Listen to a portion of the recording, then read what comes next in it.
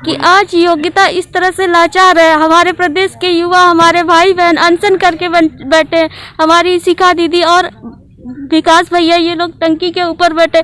आखिर आप लोग हम लोग की पुकार कब सुनेंगे और कब ये 1,37,000 शिक्षक भर्ती पूरी करके हम सभी को नियुक्ति पत्र दिया जाएगा। हम लोग अब बहुत लाचार हो चुके हैं, हमारे पास दूसरा कोई रास्ता नहीं है। अब हम या तो नियुक्ति पत्र लेंगे या तो हम अपनी जान यहीं पे देकर जाएंगे। योगी सरकार से हमारी यही पुकार है, सीटें जोड़ो 22,000, योग्यता की यही पुकार।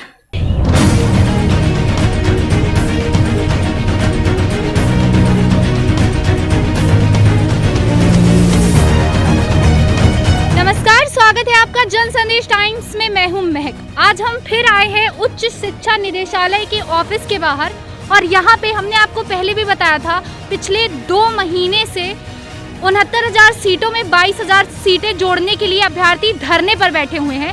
काफ़ी लंबा समय बीत चुका है और अब इनका जो गुस्सा है, जो आक्रोश है, वो बढ़ता चला जा रहा है। आज आप देख सकते हैं कितने भारी मात्रा में लोग यहाँ पे मौजूद हैं और सब सिर्फ इतना चाहते हैं कि इनकी मांगों को सुना जाए।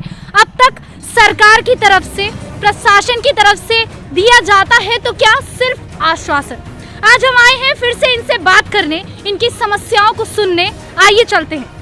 बताइए मैडम, आप कितने दिनों से बैठी हैं, क्या क्या समस्याएं झेलनी पड़ रही हैं आपको? हम लोगों को काफी टाइम हो चुका है। हमारे भाई वहाँ टंकी पे चढ़े हुए, उन लोगों को 58-59वां दिन है आज। यहाँ आमरण अनशन पे आज चौथा दिन है। लोग मरने को बिल्कुल भी कगार पे आ गए हैं उसके, और हम लोग बच्चों को लेके इतनी दूर दूर से आए हैं। आज हम लोगों के इसलिए 125 और 130 मार्क्स आने के बाद भी एकेडमिक उस टाइम का है जब कल्याण सिंह थे, तो हम लोगों को एकेडमिक 50-60% भी बनता था तो स्कूल में टॉप आते थे हम लोग। लेकिन आज 90-95 ऐसे ही बच्चों के आ जाते हैं। तो आज के जो जिनके 90 मार्क्स थे वो नौकरी ले गए और हम लोगों के 90 से 110 के ऊपर मार्क्स है। 125 होने के बाद भी हम लोग योग्यता लाचार हो गई है, इसलिए योग्यता सड़कों पे भटक रही है। योगी सरकार से हमारी यही पुकार है, सीटें जोड़ो 22,000, योग्यता की यही पुकार। देख सकते हैं हमारे भारत की योग्यता सड़कों पर नजर आ रही है। यहाँ पे लोग बैठे, इधर आमरण अनशन चल रहा है। आमरण अनशन यानी कि जब तक मृत्यु ना हो जाए तब तक ये लोग खाना नहीं खाएंगे अगर इनकी मांगों को पूरा नहीं किया जाएगा। ना अन्न लेंगे ना जल लेंगे। आइए हम कोशिश करते हैं इन लोगों से बात करने की।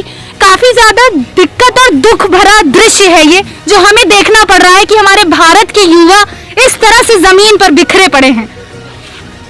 कितने दिन हो गए आपको यहाँ? 15 अगस्त से थे। 15 अगस्त से। कुछ नहीं, जल वल कुछ भी नहीं लिया आपने? बिल्कुल नहीं। इन सब की उधर वो निधि जी हैं, उनकी तो तबीयत भी खराब हो गई है, वो हॉस्पिटलाइज तक हो गई थी। आइए हम उनसे एक बार बात करते हैं। निधि जी, आप बताइए।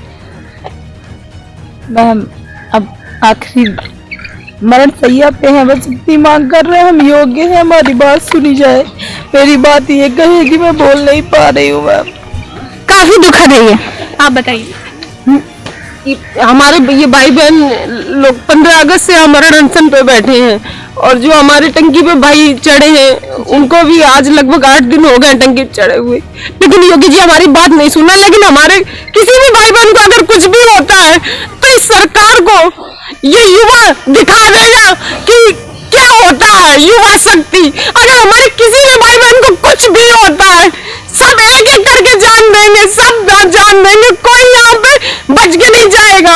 योगी जी से बस इतना निवेदन करना चाहती हूँ कि आज योग्यता इस तरह से लाचार है। हमारे प्रदेश के युवा, हमारे भाई बहन अनशन करके बैठे हैं। हमारी शिखा दीदी और विकास भैया ये लोग टंकी के ऊपर बैठे। आखिर आप लोग हम लोग की पुकार कब सुनेंगे और कब ये 1,37,000 शिक्षक भर्ती पूरी करके हम सभी को नियुक्ति पत्र दिया जाएगा। हम लोग अब बहुत लाचार हो चुके हैं, हमारे पास दूसरा कोई रास्ता नहीं है।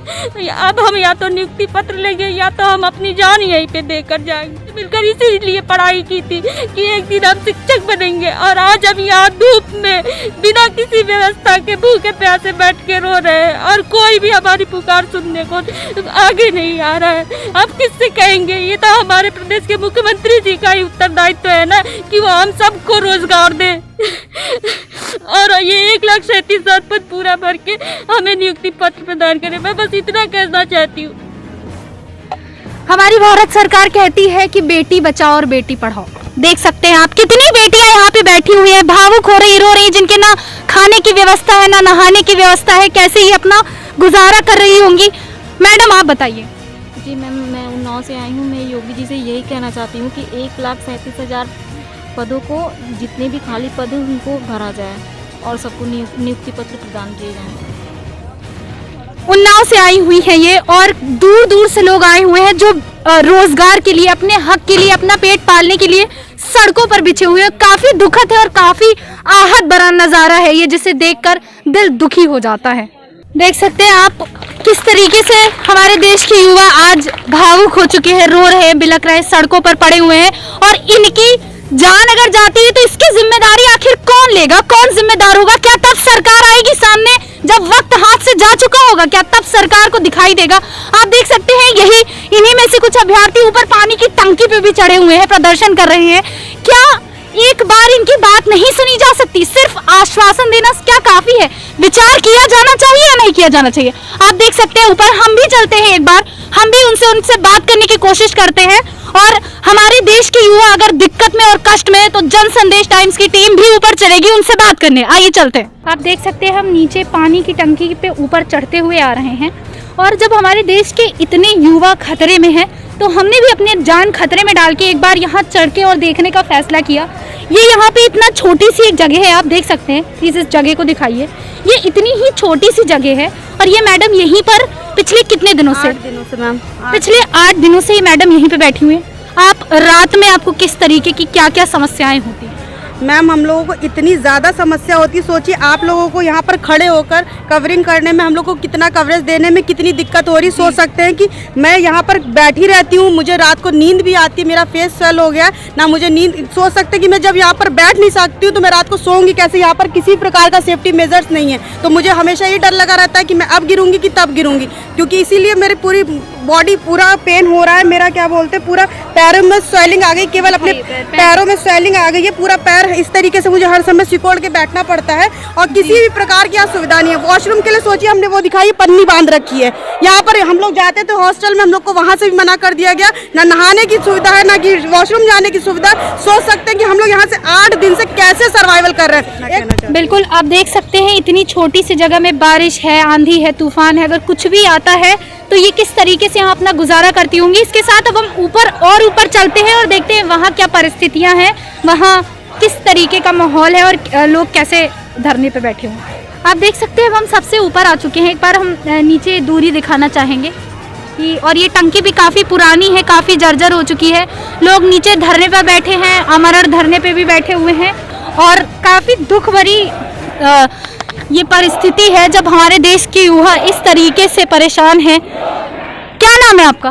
मेरा नाम मैम आशुतोष बरुआ है, मैं इटावा से आया हूँ जी। और मैं योगी जी से यही प्रार्थना करता हूँ कि मैं 21 जून से यहाँ संघर्षरत मतलब भाइयों के साथ धरना दे रहा हूँ। मेरे 2011 से अभी तक मैंने करीब 7 मार्कशीट मेरे पास है टेट की, सुपर टेट की। मैंने हर बार टेट निकाला है, तो मैं ये बताओ योगी जी कहाँ से अयोग्य हूँ? कितने नंबर थे आप? मेरे सुपर टेट नंबर कितने? मेरे सुपर टेट में अभी 103 नंबर हैं और टेट में 111 नंबर हैं, फिर भी मैं अयोग्य हूँ क्योंकि मैंने योगी सरकार मतलब बीजेपी की टाइम में हाई स्कूल इंटरमीडिएट की थी। मेरी एकेडमिक बहुत कम है, एकेडमिक की वजह से मैं पीछे हो रहा हूँ। जबकि मेरे अगर टेट सुपर टेट के नंबर देखे जाएं तो मैं कहीं ज़्यादा उन लोगों से योग्य हूँ जिनके 90 नंबर लाके नियुक्ति हो चुकी है और मेरे 103 नंबर लेके भी मैं अयोग्य साबित हो रहा हूँ। मेरे 2 बच्चे हैं, मैं बराबर 2011 से संघर्ष कर रहा हूँ। मेरी 2011 में भी नियुक्ति नहीं हो पाई क्योंकि अखिलेश सरकार से पूछा तो उन्होंने कहा कि सरकार मेरी चली गई है, अब योगी सरकार है वो नियुक्ति देंगे। अब योगी सरकार भी नहीं सुन रही है, तो मतलब हम हर बार फॉर्म भरते रहें, टेस्ट को पास करते रहें, पर कोई हल नहीं निकल रहा है। मेरे बच्चे कहते हैं कि पापा तुम्हारी नौकरी लग जाएगी, तुम बहुत मतलब होशियार हो, तुम्हारे पास 7 मार्कशीट हैं, टेट हर बार निकाल लेते हो, तो उन मार्कशीटों को क्या करें? बताइए योगी जी, बताइए मैं क्या करें? देखिए योग्यता है, आप देख रहे हैं, आप सुन भी रहे हैं कि योग्यता है, लेकिन योगी जी कहते हैं कि हमारे देश में योग्य छात्र नहीं हैं और हमारे देश के जो योग्य छात्र हैं शायद वो सरकार को दिखाई नहीं दे रहे हैं। क्यों? क्योंकि वो सड़कों पर पड़े हैं, वो यहाँ वहाँ भटक रहे हैं और सरकार शायद उनकी बात सुनना नहीं चाहती।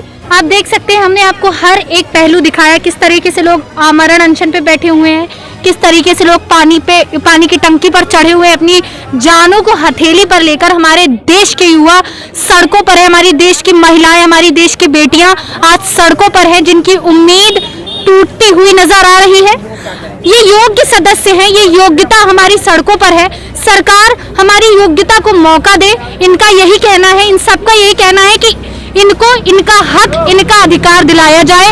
आखिर सरकार की चुप्पी कब टूटेगी? जब हमारी देश की योग्यता टूट जाएगी। ये विचार करने वाली बात है, विचार कीजिए। मैं महक शर्मा, कैमरा पर्सन सनी के साथ।